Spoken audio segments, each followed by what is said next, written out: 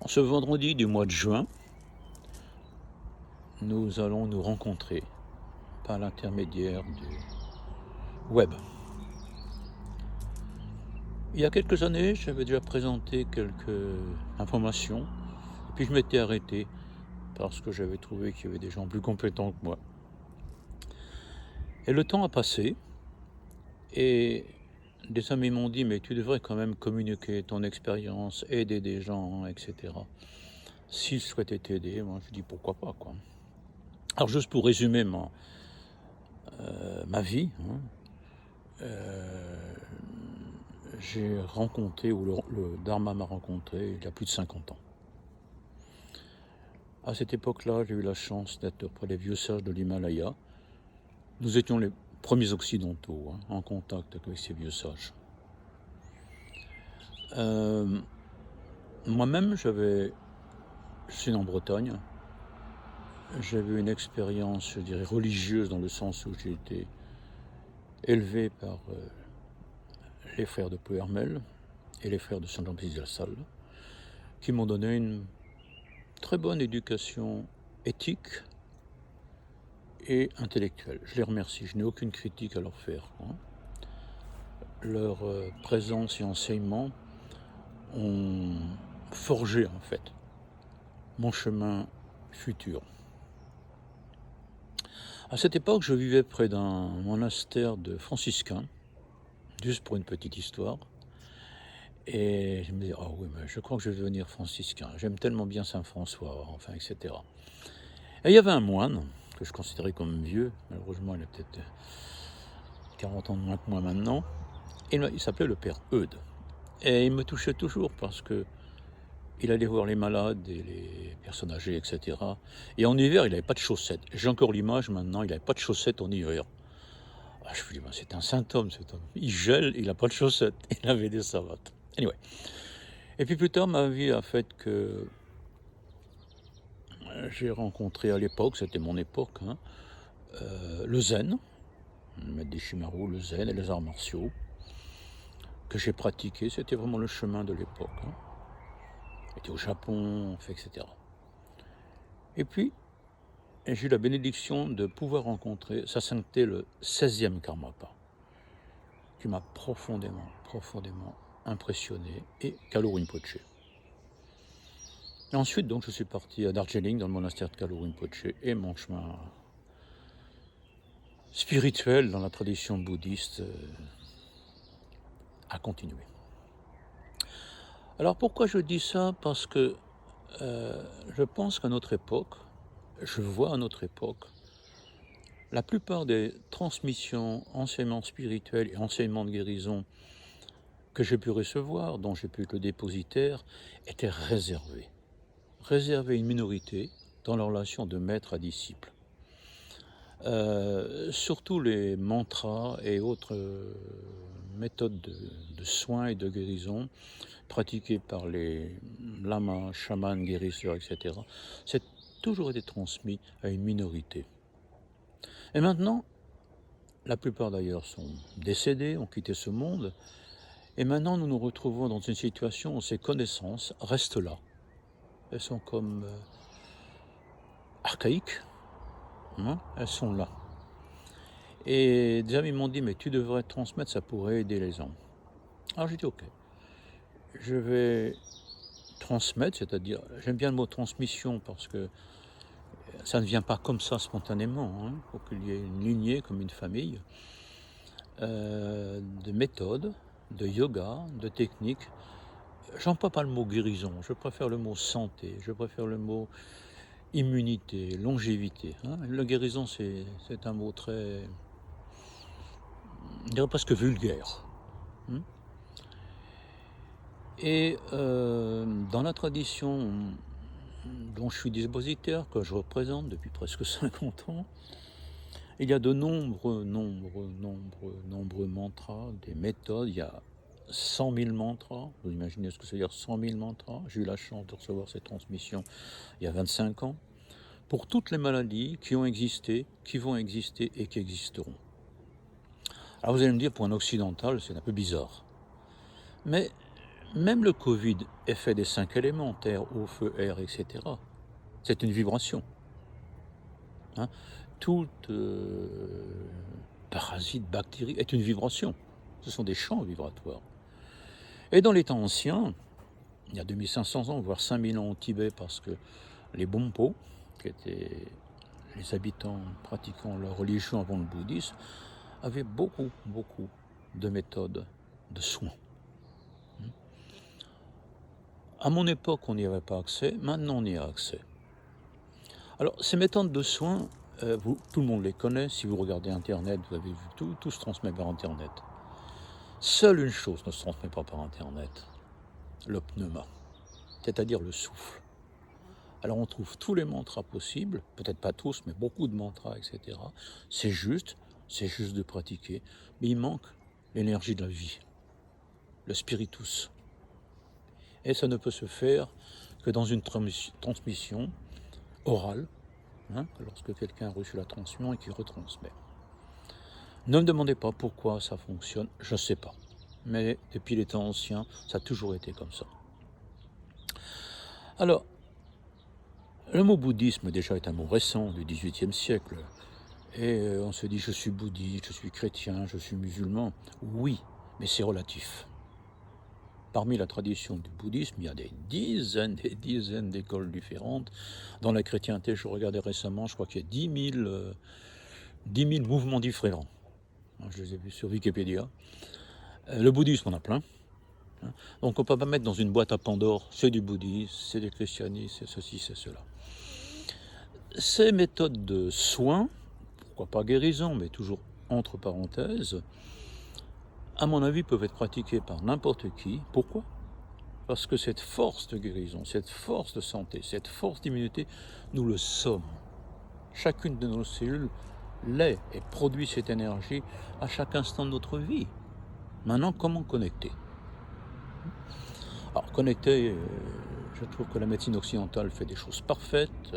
Je suis plus spécialiste en médecine tibétaine en particulier, que j'ai commencé à étudier en 1979, avec le docteur Lobsang Drolma à Dharamsala, qui est quand même une médecine qui vient de la Perse, qui vient de la Chine, qui vient de l'Ayurveda, ce qui est principalement de l'Ayurveda, de la Mongolie, etc., qui n'est pas du tout basée sur la même grille de lecture que la grille de lecture que nous avons en Occident.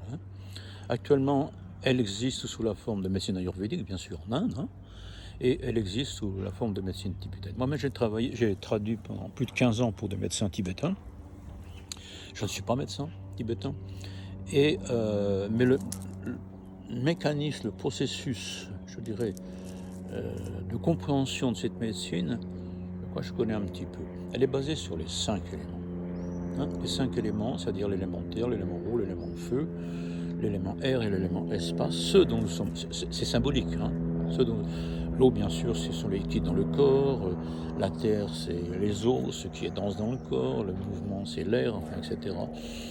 Et l'espace c'est ce qui permet à tous ces autres, on retrouve ça en médecine chinoise, en médecine ayurvédique, c'est ce qui permet à tous les autres éléments de pouvoir être en activité. D'ailleurs le mot élément est une erreur, je dirais, c'est une erreur de traduction, c'est pas un élément, c'est vraiment une énergie. Parce qu'un élément le fixe. Ça c'est de la terre, ça c'est l'eau, feu.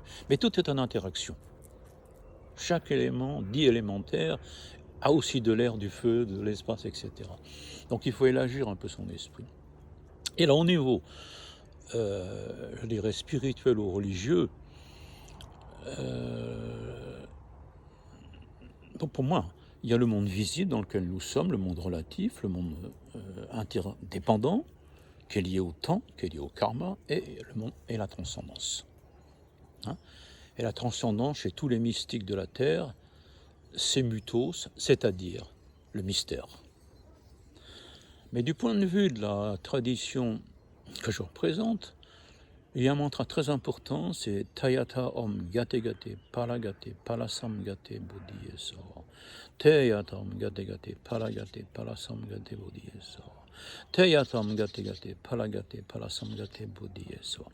C'est le mantra de la Prajna Paramita. Ça veut dire la perfection de la sagesse. Alors on dit en tibétain Yum Shenmo, la grand-mère comme dans notre enfance, on avait la grand-mère. C'était elle qui détient la connaissance, la grand-mère. Hein. Et cette grand-mère est la matrice universelle. Alors certains diraient matrice, certains diraient Dieu dans le sens de Deus, certains diraient Allah, certains diraient un autre nom. On peut projeter tous les noms, mais tous les noms sont relatifs. Et là, ma propre expérience, c'est qu'en fait les gens ne se battent pas pour des croyances religieuses, ils se battent pour des noms. Hein. Et oui.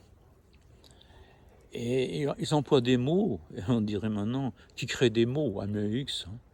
Mais la force que je vois dans, comment dirais-je, dans les fleurs autour de moi ou dans les roses, elle n'appartient pas à une tradition, elle appartient à la vie. Hein. La vie se manifeste sous cette forme-là.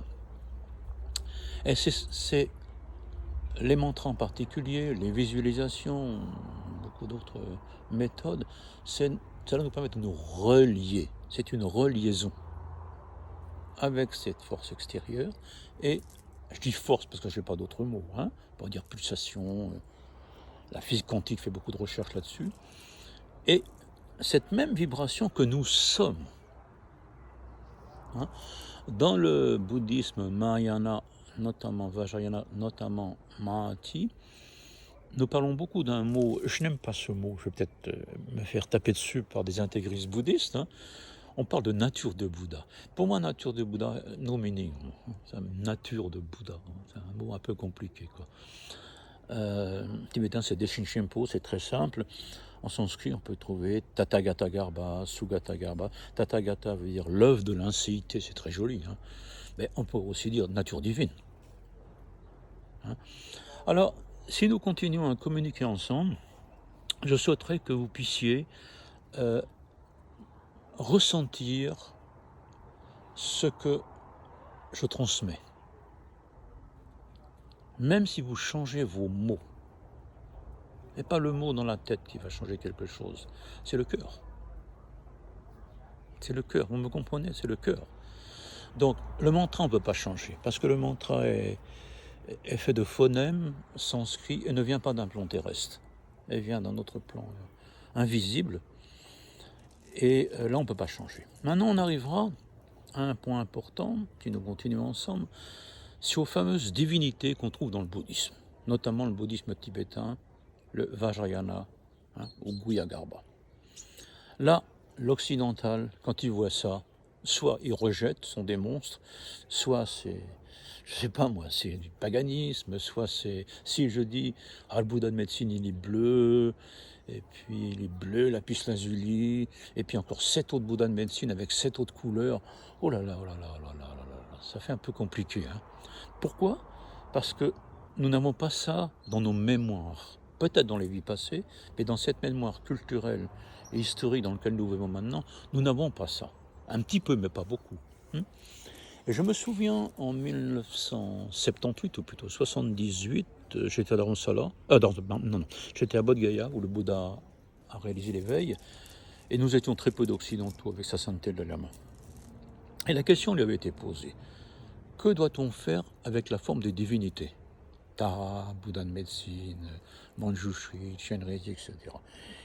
Qu'est-ce qu'on doit faire, nous, occidentaux ? Elle avait répondu, vous pratiquez comme elles sont maintenant, hein, puisque c'est une iconographie, tant qu'il n'y a pas un d'entre vous qui a réalisé l'essence de, par exemple, la compassion. Là, vous pouvez changer.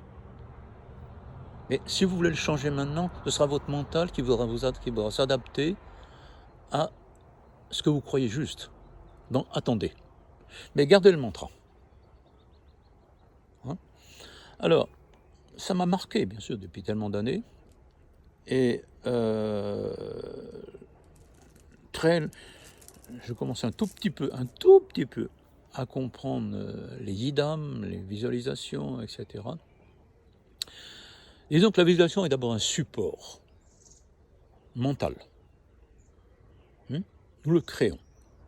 Or, dans la mythologie des divinités du Tibet, il y en a des milliers. Il y en a au Japon. Il y en a partout. Et toute tradition a son support. Même les musulmans ont la Kaaba. Ils ont leur support. Hein. Et les chrétiens ont beaucoup de supports. Les protestants ont des supports.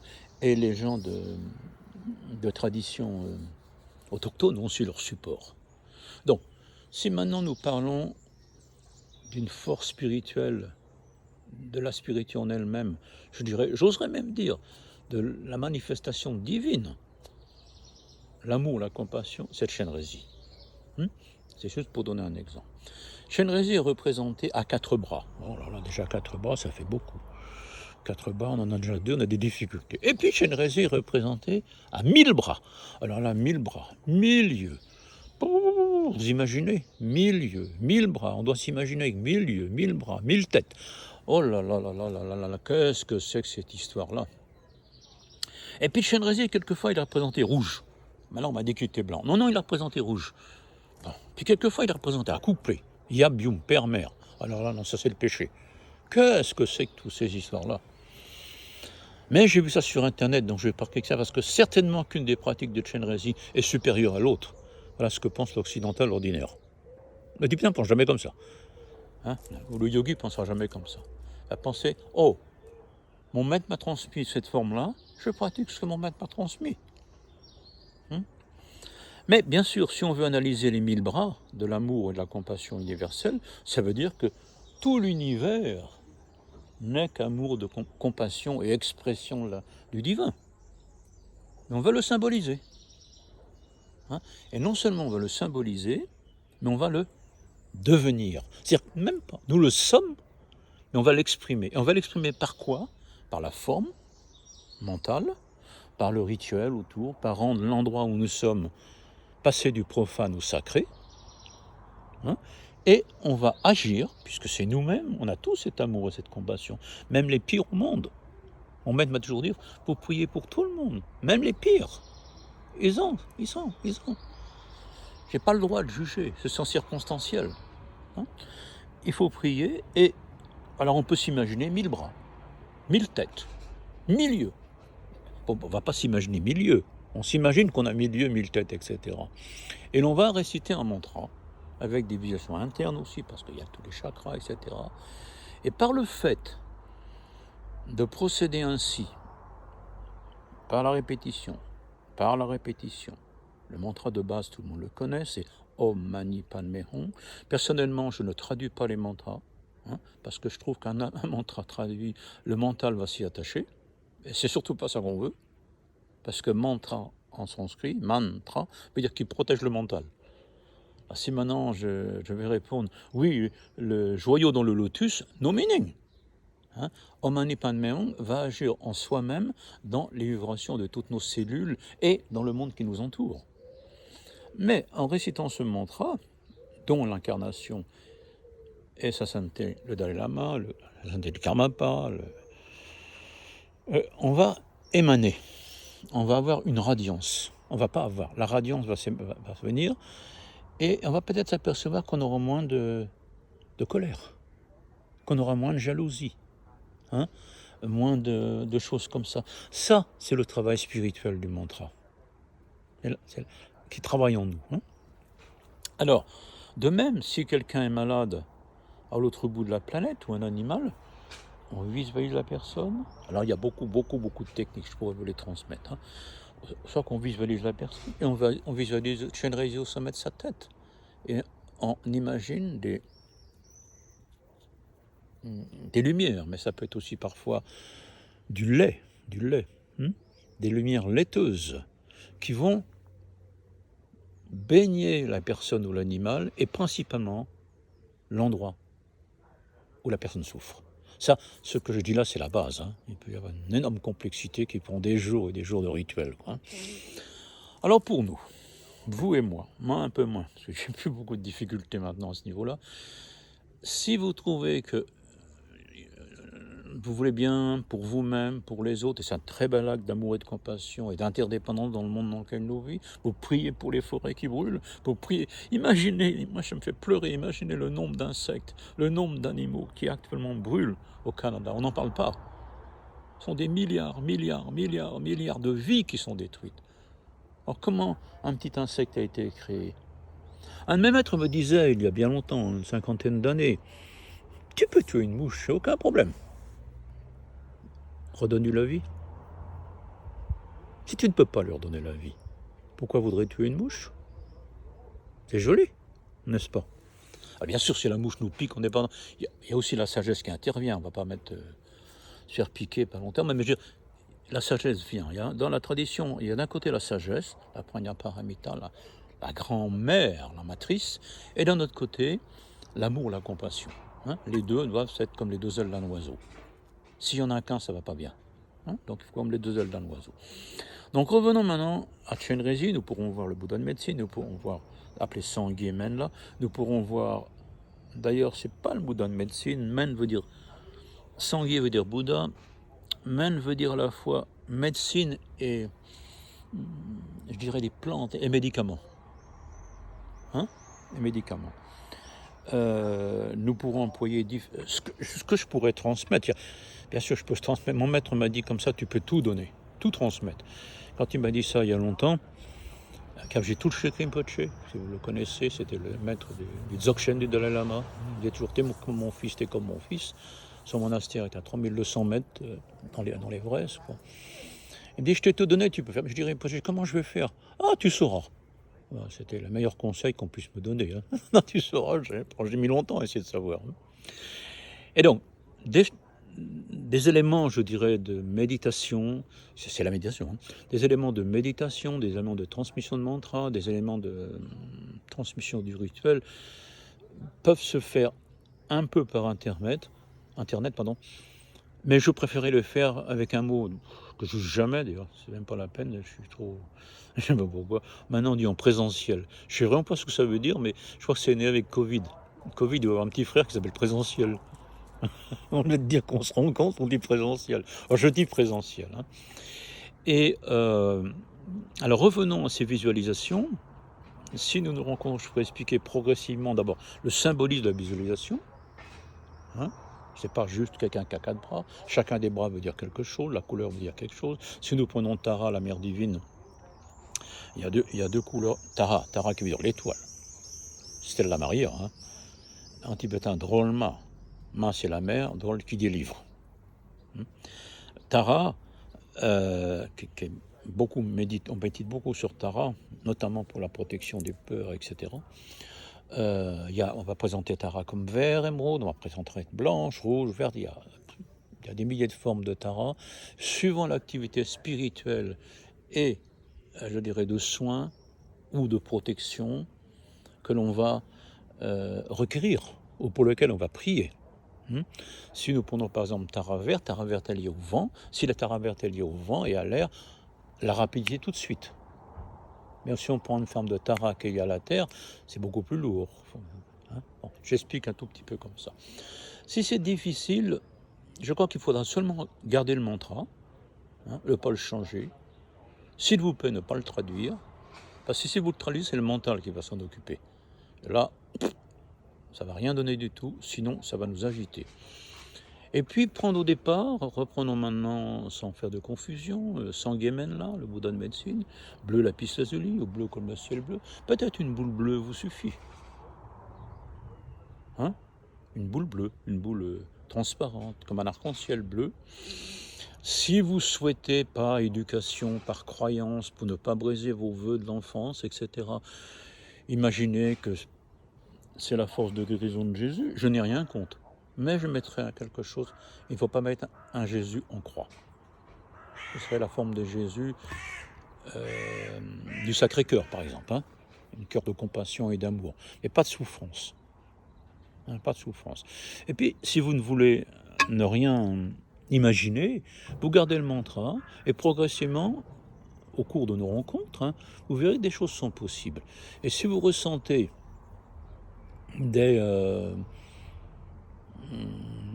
sensations, parce que si vous intéressez à ces choses-là, c'est que vous êtes sensible, de fermeture du cœur, du chakra du cœur, lorsque je dis quelque chose, vous n'avez pas de me croire, vous voyez, ou lors de la pratique, on dit en médecine tibétaine, c'est un lung, pour ceux qui connaissent l'Ayurveda, c'est un prana, ou vata, qui va se bloquer à ce chakra du cœur, va le nouer. Et si on noue, Alors on ne fait plus ces mantras, on ne fait plus rien de tout ça. On laisse s'ouvrir. Parce que si en nous il y a un refus, ou une peur, ou un doute, alors mon dernier conseil, je crois que j'ai pris beaucoup de temps, mon dernier conseil, ne forcez pas. Ne forcez pas. Ça c'est ce que, sincèrement, je vous demande, ne forcez pas. Et l'autre conseil, là je viens de récemment encore traduire pour un médecin tibétain, très compétent. Il a dit à plusieurs de ses patients, il est venu ici en Suisse, dans nos petits centres, plusieurs de ses patients, ne méditez pas. Alors c'est des patients qui méditaient. Alors il a pris les poux, enfin différentes choses, n'entrons pas dans les détails. Il dit pas maintenant, ne méditez pas. Récitez des mantras, récitez des prières, mais votre méditation type comme ça, elle ne fait que perturber tous vos lung, tous vos pranas intérieurs. Il n'a pas dit vous ne méditerez jamais, mais il a dit c'est pas pour vous maintenant. Alors sachez-le aussi parce que moi-même j'ai fait il y a une quinzaine d'années la formation de MBSR avec le docteur Kabat-Zinn lui-même, d'ailleurs c'était en Suède. En tant que thérapeute, j'ai aussi appliqué ça avec des personnes et je me suis aperçu que oui, c'est bien, mais ça n'aide pas tout le monde. Mais pourquoi ça n'aide pas tout le monde? C'est pas la méthode qui n'aide pas tout le monde, c'est qu'on force. On veut un résultat. Ça va marcher. C'est marqué sur Internet. Médite. Fais de la méditation. Alors on fait de la méditation comme on fait la cuisine, comme on fait, je sais pas, on fait sa maison, on fait. Mais la méditation, c'est pas faire. C'est pas faire, c'est être. Pas faire. Si on introduit le mot faire, je vais faire Chenrezig aujourd'hui avec ses 1000 euros. Bah alors autant laisse promener, ce sera plus bénéfique. Et voilà, c'est ce que dit la Maringzin. J'ai maintenant 77 ans, 77 ans, plus de 50 ans de pratique avec les grands maîtres. Je suis rentré en Occident. Si je peux, par ma propre expérience, transmettre des méthodes de méditation que des personnes peuvent utiliser pour aller mieux, pour aider leurs proches, pour aider la nature. On a aussi des méthodes de méditation qui sont très intéressantes pour la nature. Parce que la nature, elle est perturbée.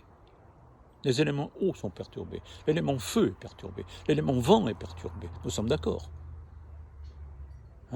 Il y a des incendies, il y a des inondations, il y a des tempêtes. L'élément de terre est perturbé. Il y a des tremblements de terre.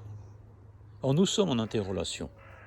Et nous avons des prières et mantras spécifiques mais qui viennent du fond des âges. Ça vient des anciens. Ces mantras-là, si des personnes sont intéressées et souhaiteraient les recevoir, c'est ok. La seule chose, c'est qu'il faudra communiquer, je ne sais pas du tout ça, je ne connais pas la technique, communiquer sur le site ou communiquer quelque part. Si vous êtes intéressé, je suis ravi, heureux de transmettre la parole de mon père spirituel le mieux possible. Si vous n'êtes pas intéressé, je ne le fais pas. À part ça, je vous souhaite à tout le monde d'être heureux, heureuse, en bonne santé. Prenez soin de vous, prenez soin de la terre. Sonandi, Tanche Divani, Domnene Vedanan Pancheshi, Gegana Chi Balon Tumpai, Sipe Sole, Towa de Vache.